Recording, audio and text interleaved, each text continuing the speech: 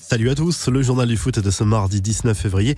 Le retour de la Ligue des Champions. Lyon s'attaque à l'ogre barcelonais à la suite des huitièmes de finale aller. OL Barça à 21h sur RMC Sport 1. Les Lyonnais sont privés de Nabil Fekir qui est suspendu.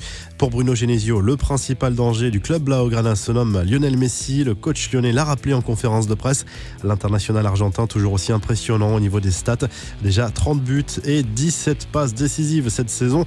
Autre belle affiche ce soir à 21h. Liverpool accueille le Bayern Munich à Anfield. On suivra notamment le duel entre Robert Lewandowski et Mohamed Salah. Pour le moment, les stats du buteur du Bayern sont bien meilleures en Ligue des Champions cette saison. Ce sondage réalisé par ESPN Brasil qui ne devrait pas plaire à Neymar. Les 160 000 personnes sondées devaient désigner les 10 meilleurs joueurs brésiliens de l'histoire depuis le roi Pelé. Le joueur du PSG n'est même pas dans le top 10. Il n'arrive que 11e aux yeux des Brésiliens. Ronaldo, Ronaldinho et Romario sont sur le podium.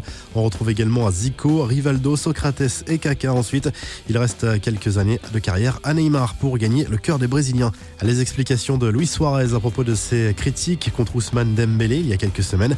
Dans une interview à RMC Sport 1, l'attaquant du Barça est revenu sur cette sortie plutôt musclée à l'encontre de l'international français et son supposé manque de professionnalisme. L'Uruguayen a tempéré ses propos. Il est jeune, il sait ce que signifie d'être au Barça, il va apprendre le rôle qu'il a à tenir ici au club. Les choses peuvent être mal interprétées. Moi aussi, j'ai appris des plus âgés et il s'entend très bien avec le groupe, a lâché l'attaquant blaugrana. Quelques infos en bref et en images. Une info mercato tout d'abord. Nani s'envole pour les États-Unis.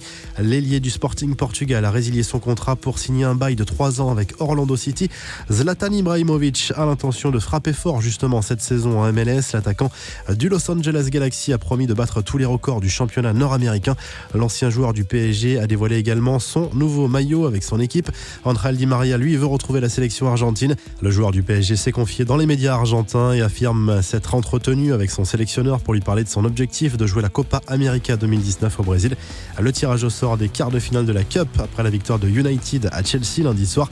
Les Red Devils iront défier Wolverhampton. Manchester City ira à Swansea. L'équipe de France a reçu un trophée de plus, celui de meilleure équipe de l'année 2018, décerné lundi à Monaco. Les Bleus ont devancé le Real Madrid, l'équipe de F1 Mercedes ou encore l'équipe de basket de Golden State.